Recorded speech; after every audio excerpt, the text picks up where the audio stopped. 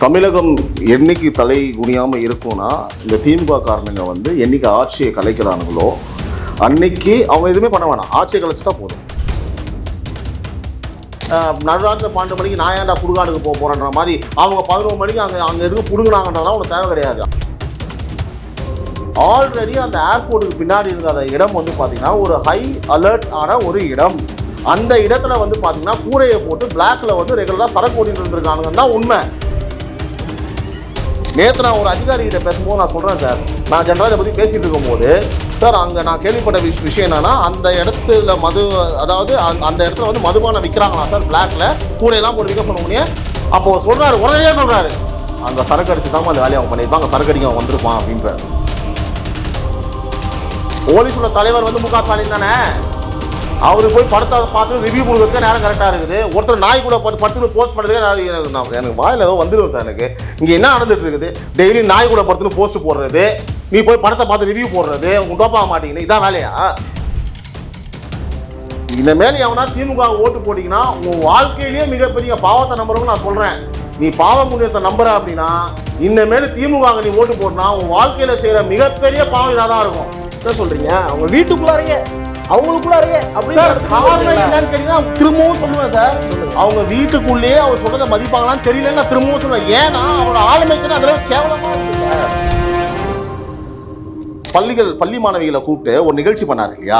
நிகழ்ச்சி பண்ணும்போது தோல்ல கை போட்டாங்கன்னு சொல்லிட்டு சர்ச்சைக்குரிய விஷயம் வேல்முருகன் வந்து என் வீட்டு பெண்கள் மீது வந்து நீ தோல்ல கை போட்டு இது பண்ற. பெண்களை பத்தி பெண்கள் பாதுகாப்பை பத்தி பேசுறது தகுதி இருக்கா? இப்போ நீங்க சொல்லுங்க சார். நீ பெண்கள்லாம் வந்து பாத்தீங்கன்னா எங்கெல்லாம் செல்லக்கூடாத இடங்கள்னு சொல்லி ஒரு போஸ்டர் வந்து போட்டிருக்காங்க. அதுல போட்டிருக்காங்க அண்ணா பல்கலைக்கழகம், சரியா, திமுக பொதுக்கூட்டம், அரசு பள்ளி, ஆதி திராவிட பெண்கள் விடுதி.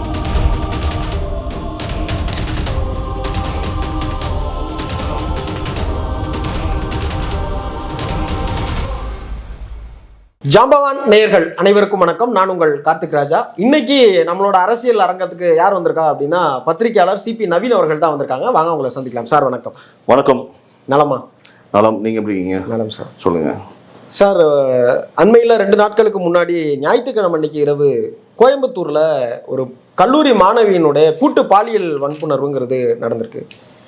இந்த சம்பவத்தை பற்றி நீங்கள் என்ன நினைக்கிறீங்க? தொடர்ச்சியாக இந்த மாதிரி தமிழ்நாட்டில் பெண்களுக்கு எதிரான குற்றங்கள் அதிகமாயிட்டே வருது அப்படிங்கிற மாதிரியான விமர்சனங்களும் முன்வைக்கப்படுது. அதை நீங்கள் எப்படி பார்க்குறீங்க? அதாவது தமிழகத்தை தலை குனிய விடமாட்டோம்னு சொல்லிட்டு ஒரு போஸ்ட் ஒன்று நம்ம பார்த்துருப்போம் இல்லையா?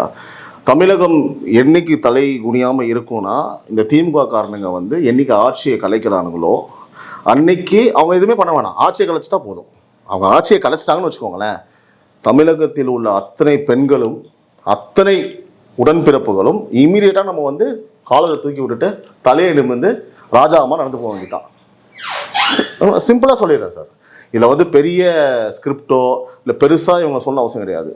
இன்னொரு விஷயம் நான் இதை எப்படி பார்க்குறேன்னா, அந்த ஆட்சியாளர்களுக்கே திமுக காரணங்களுக்கே ஒரு மாதிரி கில்ட்டு கான்ஷியஸ் அதிகமாகிடுச்சு போல இருக்குது. குற்ற உணர்வு பீக்கில் போயிடுச்சு.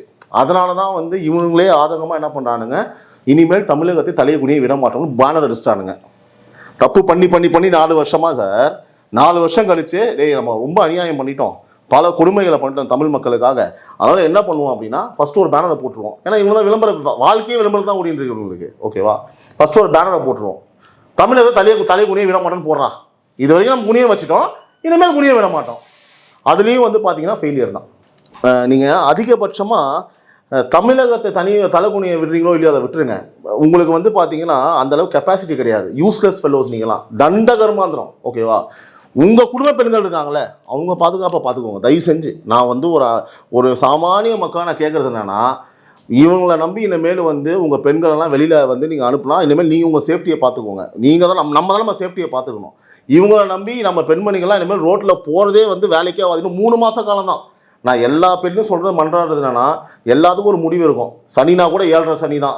இந்த சனி இந்த 5 வருஷம் ஒழிஞ்சிச்சுன்னு வச்சுக்கோங்களேன், தமிழக மக்கள்லாம் நிம்மதியாக இருப்பாங்க சார். ஏன்னா அவ்வளோ வைத்தறிச்சலாக இருக்குது சார் எனக்கு. நான் இன்னொன்று சொல்கிறேன், இந்த சம்பவத்தை பொறுத்த அளவுக்கு சரிங்களா, இவங்க வந்து இப்போ என்ன தட்டிப்பாங்கன்னு கேட்டிங்கன்னு வச்சுக்கோங்களேன், இவ்வளோ பெரிய துயர சம்பவம் நடந்துருச்சு, ஓகேவா? அதை பற்றி வந்து பார்த்தீங்கன்னா இதுக்கப்புறம் பேச மாட்டாங்க. எதை பற்றி பேசுவாங்கன்னு கேட்டிங்கன்னா, காவல்துறை சிறப்பாக 7 தனிப்படைகள் அமைத்து எவ்வளோ சீக்கிரம் வந்து பிடிச்சிட்டாங்க, நல்ல வேளை கமிஷன் அந்த மாதிரி பேசல சார், பாராட்டணும் அவரை, சிம்பிளாக முடிச்சுட்டு போயிட்டாரு. அடுத்து நம்மளோட சிஎம், டெப்டி சிஎம், அடுத்த மந்திரிகள் எல்லாருக்கும் ஸ்கிரிப்ட் போயிருங்க எல்லாருக்கும், என்னென்ன இப்போ எப்படி பேசணும் வருபா கேட்பாங்க, இப்படி பேசு, எதிர்கட்சியாக இருந்தால் இதை பண்ணலை அதை பண்ணலை, நாங்கள் பாரு உடனே எவ்வளோ ஃபாஸ்ட்டாக விரைந்து நாங்கள் இதை வந்து செயல்பட்டு இதை பிடிச்சிருக்கோம், சுட்டு பிடிச்சிருக்கோம். சார் நான் என்ன சொல்கிறேன், ஒருத்தர் செத்துட்டாரு சார், சரிங்களா, செத்ததுக்கப்புறம் அவருக்கான காரியத்தை நீ இன்னைக்கு பண்ணா என்ன, நாளைக்கு பண்ணா என்ன, இல்லை நாளைக்கு பண்ணா என்ன, ஃபேக்ட், சரிங்களா, செத்து போயிட்டான். நான் என்ன சொல்றேன்னா, இன்னைக்கு காலையில நீங்க சுட்டு பிடிச்சிங்க, ஓகே, விரைந்து நீங்க பிடிச்சிங்க, அதை கூட பண்ணலன்னா அப்புறம் எது காவல்துறை? இல்லை, இப்போ அவங்க என்ன விவாதத்தை வந்து முன்வைக்கிறாங்க அப்படின்னா, இதே கோயம்புத்தூர் பகுதியில் இருக்கக்கூடிய பொள்ளாச்சியில் வந்து ஒரு 4-5 ஆண்டுகளுக்கு முன்னாடி போன ஆட்சி காலத்தில் வந்து என்னென்ன சம்பவங்கள் நடந்தது நமக்கு தெரியும். சரி, அவங்க எவ்வளோ ஸ்லோவாக அதை டிலே ஒரு ப்ராசஸ் பண்ணி தான் வந்து எஃப்ஐஆர்லேயே விக்டிம்ஸே வந்து நேரடியாக வந்து இவங்கெல்லாம் தான் வந்து காரணம்னு சொன்னப்பையும் கூட ஒரு மூத்த அமைச்சரனுடைய பையன் பேர்லாம் அதில் அடிபடுது அப்படின்னு சொல்லி அது அரசியல் காரணங்கள்லாம் பின்னாடி சொல்லப்பட்டுச்சு. அது ரொம்ப டிலேவாக தான் எஃப்ஐஆர் போடப்பட்டுச்சு. ஆனால் இந்த வழக்கில் அவங்க ரொம்ப சீக்கிரமாக துரிதமாக செயல்பட்டதா சொல்கிறாங்க. இதை எப்படி நம்ம அப்படி ஒப்பிட முடியும்னு கேட்குறேன். ஒப்பிடவே முடியாது. மேய்க்கிறது பெருமை என்னடா, அதாவது மேய்க்கிறது வந்து எருமை என்னடா பெருமைன்னு சொல்லுவாங்க. நம்ம சின்ன வயசு சொல்லுவோம், டே அப்படின்னு. யாரையும் வந்து எல்லா தொழிலும் வந்து ஒரு நல்ல தொழில் தான், நம்ம குறிப்பிட்டு அப்படி சொல்லவில்லை, நக்கலாக பேசுவோம்ல, உனடா உனக்கு பெருமைன்னு சொல்லிட்டு. நான் சொல்கிறேன், ஏங்க ஒரு பெண்ணை கற்பழித்து கொன்று தூக்கி போட்டிருக்காங்க, சரியா, அந்த இப்போ நம்ம பேச வேண்டிய சப்ஜெக்ட் என்னன்னா, இந்த சம்பவம் இதற்கு பிறகு நடக்காமல் இருப்பதற்கு என்ன செய்ய வேண்டும், பாயிண்ட் 1. பாயிண்ட் 2, இந்த சம்பவம் நடந்ததற்கு காரணம் என்ன. இது 2 பேசுறவங்க தான் ஒரு ஃபேக்சுவலாக பேசுகிற ஒரு ஜேர்னலிஸ்டாக இருக்க முடியும். யாராக இருந்தாலும் சப்ஜெக்டில் பேசுகிறவங்க. அதை விட்டுட்டு வந்து பார்த்தோன்னா நடுராத்திரி 12 மணிக்கு நான் ஏன்டா சுடுகாடுக்கு போகிறேன்ற மாதிரி, அவங்க 11 மணிக்கு அங்கே எதுக்கு பிடுங்குனாங்கன்றதெல்லாம் உனக்கு தேவை கிடையாது. அவங்க போனது தப்பாக கூட எடுத்துகிட்டு போட்டோம், அதெல்லாம் விட்டுரு, சரியா. இப்போ நான் சொல்கிற கருத்து என்னன்னு கேட்டிங்கன்னா, ஆல்ரெடி அந்த ஏர்போர்ட்டுக்கு பின்னாடி இருந்த அந்த இடம் வந்து பார்த்தீங்கன்னா ஒரு ஹை அலர்ட் ஆன ஒரு இடம். அந்த இடத்துல வந்து பார்த்தீங்கன்னா கூரையை போட்டு பிளாக்ல வந்து ரெகுலராக சரக்கு ஓட்டிட்டு இருந்திருக்கானுங்க தான் உண்மை, சரிங்களா. இதுல வந்து 100% போலீஸோட லேப்ஸ் இருக்கு. நைட் ரவுண்ட்ஸ் பண்ற போலீஸ்காரெல்லாம் எங்க போனா, நான் எல்லா போலீஸையும் குறிப்பிட்டு பேசுறேன். தமிழ்நாட்டில் வந்து மிகச்சிறந்த காவல் அதிகாரிகள் இருக்காங்க, நாங்கள் ரெகுலரா பேசின்னு தான் இருக்கோம். அவர்கள் கைகள் கட்டப்பட்டிருக்குன்னு நான் சொல்ல வரேன், அவர்கள் கைகள் கட்டப்பட்டிருக்கு. இன்னைக்கு வந்து பாத்தீங்கன்னா எந்த லெவலுக்கு வந்து பாத்தீங்கன்னா நம்ம போலீஸ் இருக்குன்னு நான் சொல்றேன், கேட்டுக்கோங்க. நம்ம போட்டிருக்க தமிழ்நாடு ஹெட் ஆஃப் போலீஸ் டிபார்ட்மெண்ட்டே வந்து ஆக்டிங் டிஜிபி தான்.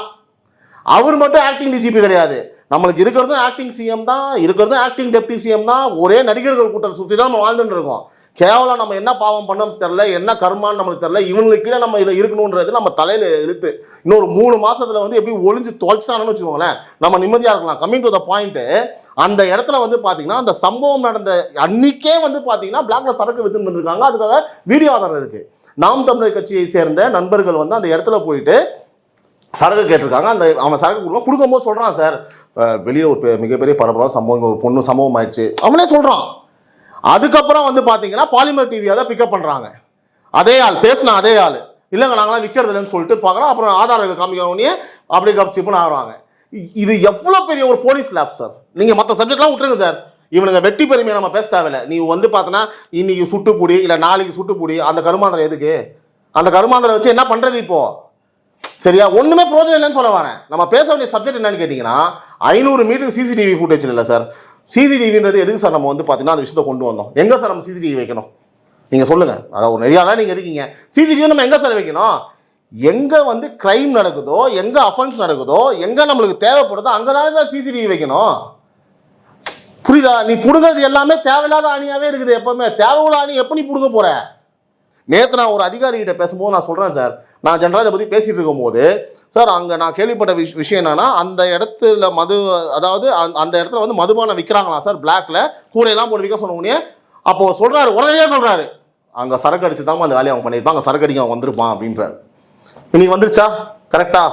அங்கே வந்து ரெகுலராக சரக்கு அடிக்க வரவன் சரக்கு அடிச்சிருக்கான், இந்த வண்டியை நோட் பண்ணியிருக்கான், ஏற்கனவே இங்கே வந்திருக்காங்க, அதை நோட் பண்ணி தான் இந்த சம்பவத்தில் அவன் ஈடுபட்டிருக்கான். ஆமா, தொடர்ச்சியா இது உண்மை, இது உண்மை. அந்த இடத்துல வந்திருக்காங்க, இவங்க பார்த்துருக்காங்க, அதுக்கப்புறம் தான் வந்து இந்த சம்பவத்தில் ஈடுபட்டிருக்காங்க.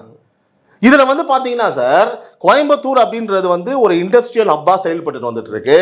அது மட்டும் இல்லாம ஒரு எஜுகேஷன் ஹப்பாவும் செயல்பட்டு வந்துட்டு இருக்கு. நிறைய காலேஜஸ் அங்க இருக்கு படிப்புக்காக.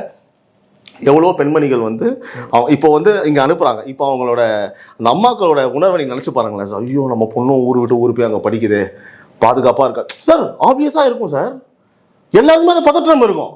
மா என்னம்மா கரெக்டாக இருக்கியாம்மா, அந்த பதட்டம் இருக்கும் சார். அப்போ இந்த போலீஸ்காரங்களாம் இருக்காங்களே சார், அந்த இடத்துல வந்து பார்த்தீங்கன்னா அது ஒரு அலர்ட் ஏரியா சார். அது அங்கே வந்து பிளாக்ல சரக்கு கொடுத்தது எல்லாருக்குமே தெரியும். ஏற்கனவே இந்த கோர்ட்டு வந்து இந்த அரசாங்கத்துக்கு காரி தூப்பி 23ஆம் புலிகேசி படத்தில் வர மாதிரி கரடியே காரி தூப்புச்சுன்ற மாதிரி தூப்பி அழுத்து போச்சு. இல்ல அப்படி நடக்குதுன்னா காவல்துறை அதில் முறையான நடவடிக்கை எடுக்கலையா? அதுதானே சார் கேட்டாங்க. நீ கஞ்சா விற்கிறன்றதே எனக்கு தெரியவே தெரியாது, ஊர் முழுக்க கஞ்சா விற்கிறாங்கன்றது போலீஸுக்கு தெரியவே தெரியாது, கள்ளச்சாராயம் விற்கிறது கலெக்டர் ஆஃபீஸ் இந்த பக்கம் வந்து பார்த்தீங்கன்னா போலீஸ் ஸ்டேஷன் நடுவில் ஒருத்தன் வித்துட்டு இருக்கிறான், 5 மீட்டர் 50 மீட்டர் தான் வித்தியாசம், தெரியவே தெரியாதுன்னு சொல்லி மக்களை வந்து ஏமாத்தாதீங்க, இதை வந்து கோர்ட்டு நம்பாதுன்னு சொல்லி கேவலமாக அசிங்கப்பட்டு போச்சு நினைச்சா இல்லையா காவல்துறை. இந்த சம்பவம் அதுதான் சார். இப்ப நம்ம எல்லாரும் இதுக்கு பின்னாடி வேற யாராவது பின்புலத்தில் இருப்பாங்க. பின்புலத்தில் என்னன்னா சார், அங்க சரக்கு ஓட்டுறவன் ஏதாவது ஒரு கட்சியை சார்ந்தவனா இருப்பான். நம்ம வந்து பாத்தீங்கன்னா ப்ரூஃப் இல்லாம இங்க பேசக்கூடாது, சரியா? ஆனா நான் என்ன சொல்றேன் அப்படின்னா, எந்த கட்சியை சார்ந்தவராக இருந்தாலும் போலீஸ் என்ன சார் பண்ணிட்டு இருந்தது? போலீஸோட தலைவர் வந்து மு.க. ஸ்டாலின் தானே. அவரு போய் படத்தை பார்த்து ரிவ்யூ கொடுக்கறதுக்கு நேரம் கரெக்டா இருக்குது. ஒருத்தர் நாய் கூட படுத்துன்னு போஸ்ட் பண்ணுறதுக்கு எனக்கு வாயில ஏதோ வந்துடும் சார். எனக்கு இங்க என்ன நடந்துட்டு இருக்குது? டெய்லி நாய் கூட படுத்துன்னு போஸ்ட் போடுறது, நீ போய் படத்தை பார்த்து ரிவ்யூ போடுறது, உங்க டோப்பாக மாட்டீங்கன்னு, இதான் வேலையா? நான் கேட்குறேன் சார். எங்கள் வீட்லேயும் பெண்மணி இருக்கிறாங்க சார், கடுப்பாவாதான்? எனக்கு ஒரு பொண்ணு இருக்குது சார், நான் நம்பி இப்போ அனுப்ப முடியுமா? கோயம்புத்தூர் திருச்சின்னு போய் படிக்கிறதுக்கு அனுப்ப முடியுமா? இவனுக்கு ஆட்சியில் ஒன்றுமே பண்ண முடியாது. அதனால தான் நான் சொன்னேன், அட்லீஸ்ட் வந்து உங்கள் வீட்டு பெண்களையாவது பாதுகாப்பாக வச்சுக்கோங்க. அவங்களும் எங்களுக்கு வந்து தாய்மார்கள் மாதிரி தான். நான் இன்னைக்கு சொல்கிறேன் சார், இவர் சொல்கிறாரு எங்களுக்கு யாரெல்லாம் வந்து ஓட்டு போடலையோ நாங்கள் ஓட்டு போட அவங்கள வந்து நாங்கள் ஃபீல் பண்ண வைப்போம் சொல்கிறாரு. ஓட்டு போட்டவர்களுக்கு நன்றி, ஓட்டு போடாதவங்க வந்து பார்த்தீங்கன்னா நம்ம ஏன் உங்களுக்கு ஓட்டு போடலன்னு சொல்லிட்டு அப்படின்னு வந்து பார்த்தீங்கன்னா ஓட்டு போட்டவங்களாம் காரி தூக்கியிருப்பான். நீ வந்து திமுகவுக்கு ஓட்டு போட்ட பெண்மணிகளாக இருக்கட்டும், திமுகவுக்கு ஓட்டு போட்ட அனைத்து தமிழ் மக்கள், தமிழ் சொந்தங்கள் இன்னைக்கு இந்த மானங்கட்ட ஆட்சிக்கு நம்ம ஓட்டு போட்டோமேன்னு காரி சத்தியமாக துப்பியிருப்பான் சார். சத்தியமாக துப்பியிருப்பான், தப்பிச்சான். ஓட்டு போடாதவங்களாம் வந்து பார்த்தீங்கன்னா தப்பிச்சான், ஒரு மிகப்பெரிய பாவத்திலேருந்து தப்பிச்சான். ஏன்னா அந்த பாவம் புண்ணிய கணக்கு என்றைக்குமே இருக்குது சார், கர்மான்றது 100% இருக்குது. இனிமேல் எவனா திமுக ஓட்டு போட்டிங்கன்னா உன் வாழ்க்கையிலேயே மிகப்பெரிய பாவத்தை நம்புறவங்க நான் சொல்கிறேன். நீ பாவம் புண்ணியத்தை நம்புற அப்படின்னா இனிமேல் திமுக நீ ஓட்டு போட்டினா உன் வாழ்க்கையில் செய்கிற மிகப்பெரிய பாவம் இதாக தான் இருக்கும். இப்படி நீ நினச்சி நீ ஓட்டு போன, ஏன்னா இவன் நல்லா கேட்டுக்கோங்க, பாலியல் கொள்ளை அதையும் நான் சொல்லிடுறேன். அதாவது 18,200 பாலியல் பலாத்காரம், சரியா? 6,000 வந்து பார்த்தா அப்படின்னா கொலை, சரியா? அதுக்கப்புறம் 31 லாக்அப் டெத்து, 15% மேலே வந்து பார்த்தீங்க அப்படின்னா போக்சோ குழந்தைகள் ரீதியான இதெல்லாம் வந்து அதிகமாக இருக்குது 15%. ஓவராலாக 40% மேலே வந்து பார்த்தீங்கன்னா இந்த பெண்கள் சார்ந்த குற்றங்கள் எல்லாமே வந்து இன்க்ரீஸ் ஆகிருக்குது. இப்போ யாரெல்லாம் திமுக ஓட்டு போட்டிங்களோ அவங்க அத்தனை பேருக்கும் இதில் தெரிஞ்சோ தெரியாமலையோ பாவம், இந்த பாவத்தில் உனக்கும் பங்கு இருக்கு, தெரிஞ்சோ தெரியாமலே இருக்குது. நான் வந்து ரொம்ப மன வருத்தத்தோட சொல்றேன். அதனால இனிமேல் ஓட்டு போட்டாங்க. நான் திரும்ப சொல்றேன், ஒவ்வொரு கொள்ளை நடக்கும் போது அந்த குடும்பத்தோட பாவம் நம்மளுக்கு அடிக்கும். அதனால ஓட்டு டிஎம்கேக்கு போட்டேன்னா இந்த பாவத்தில் ஏற்கிற மாதிரி இருந்தா அப்புறம் போட்டுக்கோ, உங்க இஷ்டம். யாருக்கு போட்டா புண்ணியம் சேரும்னு சொல்லி நான் என்ன சொல்றேன் சார், இப்படி வருவோம். அடுத்த கேள்வி தான் வருவீங்கன்னு தெரியும். இப்போ எந்த ஆட்சியிலையுமே வந்து பாத்தீங்கன்னா 100% எதுவுமே நடக்கல அப்படின்னு நம்ம சொல்ல முடியாது. சரி, ஓகேவா? கண்டிப்பாக நிச்சயமாக யார் ஆட்சி செஞ்சாலும் தவறுகள் நடக்கத்தான் செய்யும். ஆனா கம்பாரிசன் இங்க நடக்கும் போது எப்பா இந்த அளவுக்கு இல்லப்பா, தவறு நடக்கிறத தடுக்கவும் செஞ்சான், பிடிக்கவும் செஞ்சான். ஆனா இவன் சொல்றான் சார், என்னப்பா இப்படி பேசுற, எவ்வளவு எஃப்ஐஆர் போட்டிருக்கோம் தெரியுமா, எவ்வளவு குற்றவாளி நான் பிடிச்சிருக்கோம் தெரியுமா? ஆனா மானங்கட்டவனே, அவ்வளவு தப்பு நடக்குதுடா இங்க. நீ அவ்வளவு எஃப்ஐஆர் போட்டிருக்கனா அவ்வளவு தவறுகள் நடக்குது, அவ்வளோ குற்றவாளிகள். இன்னொன்று ஒன்று சொல்கிறேன் சார், இப்போ பிடிப்பட்ட அந்த 3 குற்றவாளிகளும் ஆல்ரெடி அக்யூஸ் ஆனவங்க சார். அது அவங்க ஆல்ரெடி அவங்க மேலே குற்ற பின்னணி இருக்கு. ஒரே ஃபேமிலி மெம்பர்ஸ் 3 பேருமே, 2 அதில் வயசு எல்லாமே 30, 20, 21. அதில் ஒருத்தன் அண்ணன் தம்பிங்க. அப்படி இருக்கும்போது இன்னொன்று பாருங்க சார், இப்போ அந்த ஜட்ஜ் இருக்கார்ல சார், நம்ம நீதித்துறை ரொம்ப மதிக்கிறோம், நம்ம யாரும் குறை சொல்ல வேணாம். அந்த நீதித்துறை வந்து பார்த்தீங்கன்னா பெயில் கொடுத்துருக்காங்க, பெயில் லெவல் வந்து இந்த காரியத்தை பண்ணிட்டான். இப்போ அவங்களுக்கு எப்படி இருக்கும், என்னடா இது? ஏன்னா அவங்களாம் சட்டத்துக்கு கீழே வரவங்க சார். ஏன்னா அவங்களுக்கு வந்து அந்த டாக்குமெண்ட்ஸு ரூல்ஸு கரெக்டாக இருந்தால் இவ்வளோ இப்படி கொடுக்கணும்னு சொல்லி அவங்க கொடுப்பாங்க. ஏன்னா அவங்களுக்கு ஒரு எண்ணம், சரி இவன் தவறு பண்ண மாட்டான், அப்படிதான் சார். நம்மளுக்கு ஒரு பெரிய ஒரு நெகட்டிவ் இருக்குது சார் நம்ம நாட்டில். ஆனால் அரசாங்கத்துக்கு அப்படி எந்த சட்டமும் இல்லை சார். அரசாங்கம் அப்படி சொல்லாதீங்க, டைரக்டாக அடிங்க. திமுக காரனுக்கு எந்த சட்டமும் கிடையாது. அதெல்லாம் அரசாங்கம். இவன் அரசாங்கமா நடத்துறான். தனிப்பட்ட முறையில் ஒரு கட்சிங்கிறது வந்து எப்படியா வேணாலும் செயல்படலாம். இதுக்கு முன்னாடி அதிமுகங்கிற ஒரு கட்சி ஆட்சியில் இருந்தது. நாம கேள்வி கேட்க வேண்டியது யார அப்படின்னா, இன்னைக்கு ஆட்சி பொறுப்புல யார் இருக்காங்களோ அந்த ஆட்சி பொறுப்புல இருக்கிறவங்க தான் நம்ம கேள்வி கேட்க முடியும். இன்னைக்கு ஆட்சி பொறுப்புல இருக்கிற மாநகட்ட திமுக காரங்க தான் நான் சொல்றேன். நான் என்ன சொல்றேன் அப்படின்னா, இவங்க ஆட்சியே நடத்தல. இவங்க வந்து ஒரு குடும்ப அரசியல் கார்ப்பரேட் எக்ஸாக்டா கார்ப்பரேட் தான் நடத்திட்டு இருக்காங்க. நீங்க ஆட்சியே சொல்லாதீங்க. நீங்க ஆட்சின்னு சொன்னா டென்ஷன் ஆனேன். ஆட்சின்றது ஜெயலலிதா அம்மா இருந்த போது அதிமுக நான் சப்போர்ட் கிடையாது சார். நான் ஒரு உதாரணத்தை வச்சு நான் ஜெயலலிதா அம்மா முன்வைக்கிறேன். ஜெயலலிதா அம்மா இருக்கும் போது, அம்மையார் இருக்கும் போது, மினிஸ்டர்ஸ் இருக்காங்க இல்லையா, நைட்டு துணி காலைல எந்திரிச்சு செய்தியை பார்த்தாதான் நம்மளுக்கு பதவி இன்னைக்கு இருக்குடா அப்படின்றது உறுதியா இருக்கும் ஒவ்வொரு மினிஸ்டர்ஸுக்கும். ஏன்னா அவங்க பதவி எப்போ பறிப்பாங்கன்னு அவங்களுக்கே தெரியாது சார். மினிஸ்டர்ஸுக்கு அட்மினிஸ்ட்ரேஷன்னா அப்படி இருக்கணும். தவறு பண்ணா உடனே மாத்தணும். இந்தியா ஜனநாயக நாடா அல்லது சர்வாதிகார நாடா? சார், இந்தியா வந்து 100% வந்து ஜனநாயக நாடு தான். ஆனா நம்ம சர்வாதிகார ஆட்சிக்கு தான் இருக்கும். நான் ஒன்னே உங்களுக்கு சொல்றேன். இப்போ நீங்க முன்னாள் சிஎம் பத்தி சொன்னதுனால சொல்றேன். அப்படி ஒரு ஆட்டோகிராட்டிக்கான ஒரு முடிவு எடுக்கிறத வந்து நீங்க எப்படி ஆளுமைன்னு நீங்க வந்து திரும்ப 100% வந்து நான் அதை ஏத்துக்கவே மாட்டேன் சார். நீங்க எதை பேஸ் பண்ணி ஆட்டோகிராட்டிக்னு சொல்றீங்க? இல்ல நீங்க சொல்றீங்கல்ல, இப்ப காலம்பரை எந்திரிச்சு பார்த்தா தான் அவருக்கு தெரியும் அப்படின்னு நீங்க சொன்ன வார்த்தை தான் சொல்றேன். அங்க இருந்து நீங்க வரக்கூடாது சார். நீங்க இதை எப்படி பார்க்கணும்னா, இப்ப நீங்க எப்படி தெரியுமா பாக்குறீங்க? திடீர்னு திமுக மாதிரி பேசுறீங்க. நான் என்ன சொல்றேன்னா, அதாவது எந்த கட்சி சார்பாகவும் பேசல. நீங்க வைக்கிற ஏன் நான் சொல்றேன் கேளுங்க. நீங்க திமுக ஆதரவா பேசுனா நான் பாஜக நான் முடிக்கிறேன். நான் ஏன் இதை வச்சேன்னு நான் சொல்லிடுறேன் சார். அதுக்கப்புறம் நீங்க சொல்லுங்க.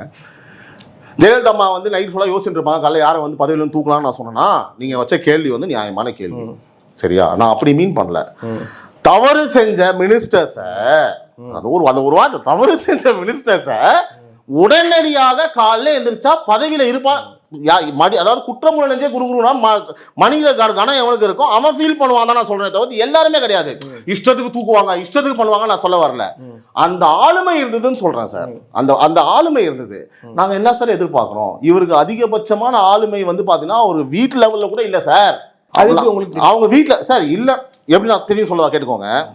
அதாவது நடக்கக்கூடிய குற்றங்கள் இருக்கு இல்லையா, பெண்கள் சார்ந்த குற்றம் உங்களுக்கு வந்து கணக்கு சொன்னேன் எவ்வளவு நடந்ததுன்னு சொல்லிட்டு. சரியா? அவங்க வீட்லயும் பெண்மணி தானே சார் இருக்காங்க. சார், நான் திரும்ப உங்கள்கிட்ட ஒண்ணு கேட்கறேன். இப்ப நடக்கிற சிக்கலுக்கு வந்து இப்ப நீங்களுமே எங்க டைவர்ட் ஆகி போறீங்க அப்படின்னா, இந்த சம்பவத்திற்கு இருக்கக்கூடிய சிக்கல், இந்த சம்பவத்துல எதெல்லாம் ஃபெயிலியர்ஸ், இந்த சம்பவம் இது மாதிரி நடக்க கூடாது அப்படின்னா அடுத்து நம்ம என்னென்ன செய்யணும் அப்படிங்கறத நோக்கி தான் இந்த விவாதத்தையோ அல்லது உங்களுடைய கருத்துக்களே முன்வைப்பீங்க நான் நம்புறேன். அதுக்காக தான் நம்ம ஒரு ஆரோக்கியமான விவாதமா தான் அதை பேசுறோம். ஆனா நீங்க திரும்ப எங்க போறீங்க அப்படின்னா, நீங்க ஒரு பர்டிகுலர் பர்சன்ஸை நம்பி மட்டுமே ஒரு விஷயம் பேசுறதுங்கிறது முறையா இருக்குமா சார்? நான் ஒண்ணு சொல்றேன் சார். நான் என்ன சொல்றேன் அப்படின்னா, எனக்கு தனிப்பட்ட முறையில் எங்க முதல்வர் மேல எந்த பிரச்சனையும் கிடையாது சார். அவர் ரொம்ப நல்லவர் சார். அவரு நல்லவர், வல்லவர், குழந்தை மாதிரி சார். அவருக்கு ஒண்ணுமே தெரியாது சார்.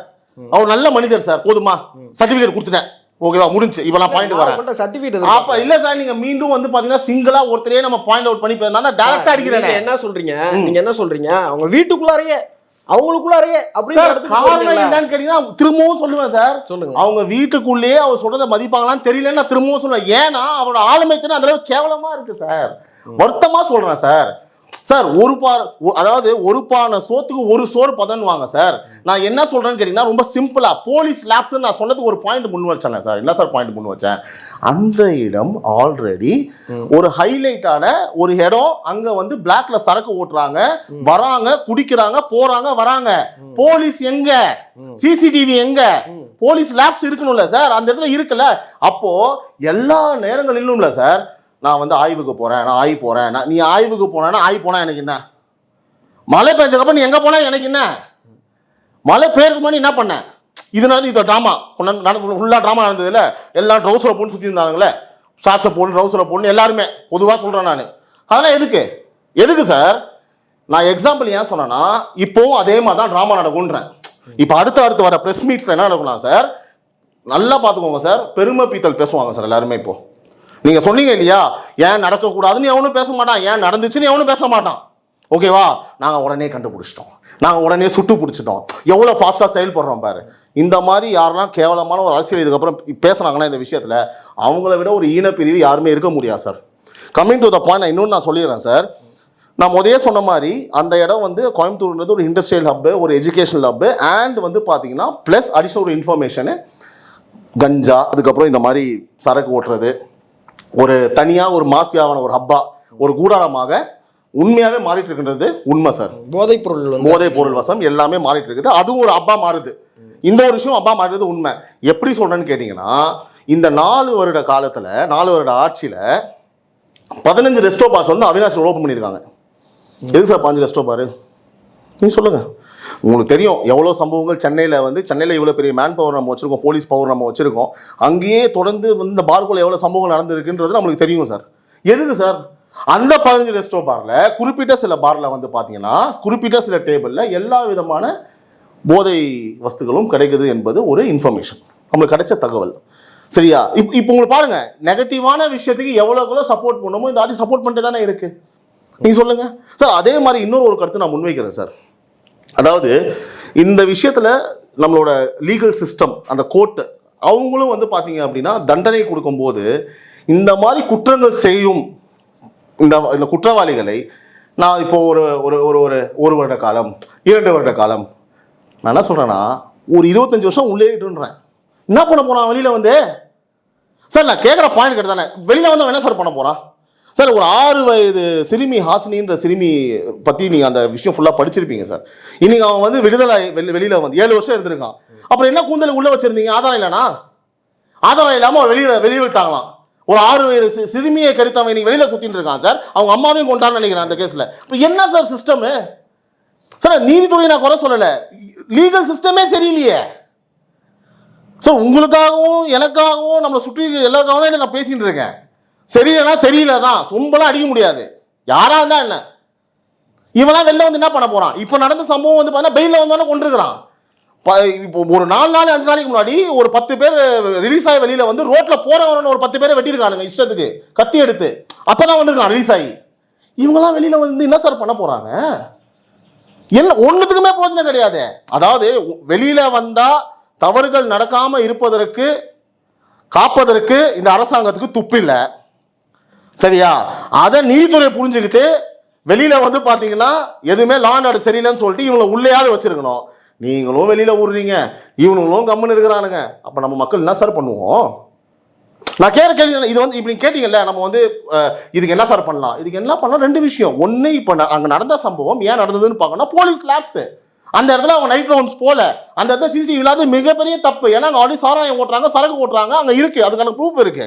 2வது, இந்த மாதிரி தவறு செய்தவர்களை வெளியில விட்டு என்ன சார் பண்ண போறீங்க சார்? வெளியில வந்து அவன் குற்றங்கள் செய்யறான் சார். ஏன்னா வெளியில சூழல் அப்படி இருக்கு சார்.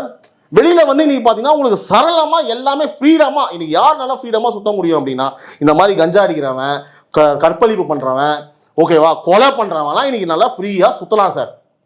அதுல என்ன ரொம்ப வருத்தத்துக்குரிய விஷயம், ஒரு கொடுமையான விஷயம் என்னன்னு கேட்டீங்கன்னா, இவங்க சொல்ற ஸ்டேட்மெண்ட் பாருங்க. இப்போலாம் சாட்சி இல்லை சார். நம்ம மனசாட்சி தெரியுங்களா சார்? இந்த நான் சொன்ன இந்த 6 வயசு கொலை விஷயம் அவன் தான் சார் பண்ணியிருப்பான். சரியா? சாட்சியில் இருந்தேன். எனக்கு ஒரு டவுட்டு சார், நான் வந்து ஒரு அறியாமையிலே கேட்குறத கூட வச்சுக்கலாம் சார். இப்போ இந்த மாதிரிலாம் தப்பு பண்ணும்போது இல்லை சார், ஒரு 2 கேமரா வச்சுக்கிட்டு 2 லைட்ஸ் இந்த மாதிரி வச்சுக்கிட்டு, சார் இப்போ என் பேர் நவீன் சார், நான் வந்து இப்போது இவங்களை ரேப் பண்ண போகிறேன், இவங்க பேர் சோ அண்ட் ஸோ, இப்படி வச்சுக்கோப்பா அப்படின்னு பண்ணுவானா சார்? இல்லை வெட்டுறவன் எப்படி சார்? இன்றைக்கி நில்லுப்பா, இவர் பேர் இதுதான், இவர் வந்து நான் இப்போ ஒரே வெட்ட போகிறேன், தலை துண்டா போகுது பாருங்கள், இதான் உங்களுக்கு சாட்சின்னு சொல்லி வெட்டிட்டு இவனே அதெல்லாம் ரெக்கார்ட் பண்ணி கோர்ட்டுக்கு அனுப்புவானா சார்? எப்படி சார் சிஸ்டம் ஒர்க் ஆகும்? சொல்லிடுங்க சார். மனவேதனை இங்க சொல்லிட்டு இருக்கேன். நான் மக்கள் ஒரு பிரதிநிதியாக இங்க பேசிட்டு இருக்கேன். சாட்சி இல்லை அப்படின்னா ஊருக்கே தெரியுது சார், இவன் தான் இதை பண்ணியிருக்கான். எக்ஸாக்டா சில விஷயங்கள் மேலோட்டம் ஆகுதா? சட்டத்தின் ஓட்டையின் வழியா சில பேர்லாம் வெளில வந்துடுறாங்க. தண்டனை இப்போ 7 வருஷம் நீங்க வச்சிருந்தீங்கல்ல, சரி ஓகே, சாட்சி இல்லை, ஆனா உங்களுக்கு தெரியுது மனசாட்சிக்கு வந்தா அப்படின்னா 25 வருஷம் வச்சிருங்க அவனை உள்ள எதாவது சொல்லி, அப்புறமேட்டு வெளில அனுப்புங்க. வயசானதுக்கு அப்புறம் உடனே தளர்ந்து போக வெளில அனுப்புங்க. வெளில விட்டு நீங்க என்ன பண்ண போறீங்க? இந்த மாதிரி ஆட்களை, இந்த மாதிரி விஷயங்களை வந்து பார்த்தீங்க அப்படின்னா நம்ம 100% வந்து பார்த்தீங்கன்னா சரி பண்ணியே ஆகணும் சார். இன்னொன்று நான் ஒன்று சொல்கிறேன் சார், இந்த இடத்துல நம்ம விஜய் பற்றி பேசுறதுக்கு வேலை கிடையாது, இருந்தாலும் ஒரு பாயிண்ட் வைக்கிறேன் சார். அதாவது விஜய் அவர்கள் வந்து பார்த்தீங்கன்னா இந்த பள்ளி மாணவிகளை கூப்பிட்டு ஒரு நிகழ்ச்சி பண்ணார் இல்லையா? நிகழ்ச்சி பண்ணும்போது தோளில் கை போட்டாங்கன்னு சொல்லிட்டு சர்ச்சைக்குரிய விஷயம் வேல்முருகன் வந்து என் வீட்டு பெண்கள் மீது வந்து நீ தோளில் கை போட்டு இது பண்ணுற, பெண்களை பற்றி பெண்கள் பாதுகாப்பை பற்றி பேசுறதுக்கு தகுதி இருக்கா? இப்போ நீங்கள் சொல்லுங்கள் சார். சார் கம்பேரிசன் பார்த்துக்கோங்க. அக்கறையை நீ சொல்ற, நான் ஒத்துக்கிறேன். திரு வேல்முருகன் அவர்களே, நீங்கள் அக்கறையில் சொல்கிறீங்க, நம்ம அந்த சப்ஜெக்டுக்குள்ள போக வேணாம். அதாவது அவங்க தோல்ல கேட்ப நாகரிகமா அக்கறையா? அப்போ நாகரிகத்தையே நீங்கள் உச்சத்தில் பார்க்குறவங்க, அப்போ பெண்கள் பாதுகாப்பு நீங்கள் எந்த லெவலுக்கு பார்க்கணும்? அது சரியா தப்பான கான்செப்ட் நான் வரல. உன்னோட அக்கறையை நான் பாராட்டுறேன், சரியா? ஆனால் இதில் உன் அக்கறை எங்கே போச்சு? கூட்டணி, உங்கள் கூட்டணி கட்சி தானே பேசுங்க, எங்கெங்க போச்சு சார்? நம்மளோட பெண்கள் வந்து பார்த்தோன்னா இன்னைக்கு தலை நிமிர்ந்து நடக்கணும் அப்படின்னா இவங்க ஆட்சியை கழிச்சிட்டு போயிட்டாலே போதும் சார். தமிழ்நாட்டை தலைகுனியை வைக்க வேண்டும்னா, அதாவது நாங்கள் தமிழ்நாடு தலை நிமிர வைக்கிறோம்னு நீ சொல்லலாம் வேணாம். நீ ஆட்சியை கழிச்சிட்டு போயிடு. என் வீட்டு பெண்மணிகள் எல்லாம் தலை நிமிர்ந்து நடப்பாங்க இன்னைக்கு. அது எந்த மாற்று கருத்தும் கிடையாது சார். நான் இன்னைக்கு சொன்னது எல்லாமே ஆக்சுவலாக உங்களுக்கு நான் ஃபேக்ட் சொல்லியிருக்கேன். இது 100% போலீஸ் லேப்ஸு ஆளுமை. நான் மெயினாக சொல்லிடுறேன் சார். போலீஸ் யார் கண்ட்ரோலில் இருக்குது?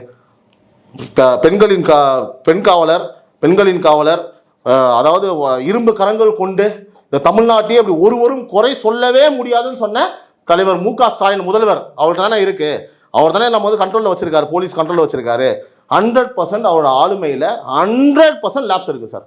இல்லை, நடக்காமல் இருக்கிறதுக்கு என்ன பண்ணணுங்கிறது சார் ரொம்ப simple sir. Police rounds sir, police night rounds அங்கே இருக்கு. போலீஸ் நைட் ரவுண்ட்ஸ் அங்கே இருக்கு. போலீஸ் அங்கே போல. சிசிடிவி இல்லைன்னு சொல்றேன்ல, நான் முதையே சொன்னேன்ல, எந்த இடத்துல சிசிடிவி வைக்கணும், எங்க இல்லையோ அங்கே தானே வைக்கணும். ப்ரொவிஷன்லாம் ஈஸியாக கொடுக்கலாம் சார். எங்கே வேணா என்ன வேணா பண்ணுவானுங்க இவனுங்க. இவங்களுக்கு தெரியாதெல்லாம் ஒன்றும் கிடையாது. ஓகே, நம்ம ஐடியா கொடுக்க வேணாம். சிசிடிவி இல்லைன்றா வைக்கணுமா இல்லையா? இவ்வளோ உங்களுக்கு தெரியவே தெரியாதா சார்? நான் ஏன் சொல்கிறேன் அப்படின்னா, நீங்கள் கேட்கலாம் பொட்டல் காலில் எதுங்க சிசிடிவிலாம் வைக்கணும்னு சொல்கிறேன். நான் சொல்கிறதுனால அங்கே ஆல்ரெடி டாஸ்மார்க்கு அந்த மாதிரி நீங்கள் ஒரு ஹை அலர்ட் ஏரியா, அது அங்கே ஏன் இல்லைன்றதான் நான் கேள்வி வைக்கிறேன். அதை தான் இனிமேல் நம்ம எடுத்து பேசணும். ஏன் அங்கே சிசிடிவி இல்லை, ஏன் போலீஸ் ரவுண்ட்ஸ் போல, நைட் ரவுண்ட்ஸ் ஏன் போல, யார் அங்கே நைட் பெட்ரோல் போனோம், எத்தனை வாட்டி போனாங்க, அதெல்லாம் எடுங்க. கண்டிப்பாக இருக்கும் சார். சார் போலீஸோட நெக்லிஜென்ஸ் வந்து 200% இருக்கு சார். நான் குறையா சொல்றேன், 200% இருக்கு. அங்கே போனவங்க கரெக்டாக தப்பான்றதுலாம் அந்த பாட்டு நமக்கு வேணாம் சார். இல்லை, இதே மாதிரி தான் அண்ணா பல்கலைக்கழகத்திலையும் சிசிடிவி இல்லை, ஒர்க் ஆகலை அப்படின்ற மாதிரியான ஒரு இதுவும் சார். அதாவது ஆமாம், அதே குற்றச்சாட்டு. இன்னைக்கு வந்து பார்த்தீங்கன்னா சார், நான் ஒரு விஷயம் சொல்கிறேன். பெண்கள்லாம் வந்து பார்த்தீங்கன்னா எங்கெல்லாம் செல்லக்கூடாத இடங்கள்னு சொல்லி ஒரு போஸ்ட் வந்து போட்டிருக்காங்க. அதில் போட்டிருக்காங்க அண்ணா பல்கலைக்கழகம், சரியா, திமுக பொதுக்கூட்டம், அரசு பள்ளி, ஆதி திராவிட பெண்கள் விடுதி, இங்கெல்லாம் பெண்களே போகக்கூடாது. இதெல்லாம் மிகப்பெரிய அசிங்கம் தானே உங்களுக்கு. இதை ஃபுல்லாக இப்போ மறைக்கணும் சார். நீங்கள் எழுதி வச்சுக்கோங்க, இந்த சப்ஜெக்டை மறைக்கிறதுக்கு அடுத்த ஒரு 2-3 நாளைக்கு ஏதாவது ஒரு புதுசாக உருட்டுவாங்க, புது சப்ஜெக்ட் எடுப்பாங்க, ஸ்கிரிப்ட் ரெடி ஆகிருக்கும். அதுக்கப்புறம் அதை பிஆர் பண்ணுறதுக்கு வந்து பார்த்தீங்கன்னா ஒரு 200-300 கோடி ரெடி பண்ணி பெண் நிறுவனத்துக்கு போயிருக்கும் நேரம். மாப்பிள்ளை சொல்லியிருப்பாப்புல, என்ன பேசணும், இவ்வளோ தான் பேசணுமாம்மா, இவ்வளோ தான் மாமா பேசணும், அதிகமாக பேசாதீங்க, நான் சொல்கிற மாதிரி மட்டும் பேசுங்கன்னு சொல்லிட்டு கிளியராக ரெடி ஆகிருக்கும். ஆக மொத்தம் இதையுமே வந்து பார்த்தீங்கன்னா எப்படி முதல்வர் ஒரு படத்தை பார்த்துட்டு என்ன பண்ணுவார், ரிவ்யூ கொடுப்பார்ல, அதே மாதிரி ஆஸ் பர் ஸ்கிரிப்ட் இந்த விஷயத்துக்கும் ரிவ்யூ கொடுத்துட்டு போயிட்டே இருப்பார். நம்ம தமிழக மக்களும் முட்டாளான மக்களும் உட்காந்து வேடிக்கை பார்த்துட்டு இருக்கோம். நான் சொன்னது ஒன்று முடிச்சிடறேன் சார். நான் சிம்பிளாக சொல்லிடுறேன், தயவு செஞ்சு சொல்கிறேன், அந்த பாவ கணக்கை மறந்துடாதீங்க. நீங்கள் வந்து பார்த்தீங்கன்னா ஓட்டு போட்டாலே முடிஞ்சு போச்சு. இவனுங்க பண்ண கொலை ரேப்பு, இந்த ஆட்சி நடந்த எல்லாத்துலேயுமே நம்மளுக்கு ஒரு பாவம் சேர்ந்துடும். உங்கள் மேலே தப்பு கிடையாது, கர்மா நம்மளை அடிக்கும். அரங்கத்திற்கு வந்து உங்களுடைய கருத்துக்களுக்கும் நேரத்திற்கும் பகிர்ந்துக்கிட்டீங்க. ரொம்ப நன்றி. நன்றி சார்.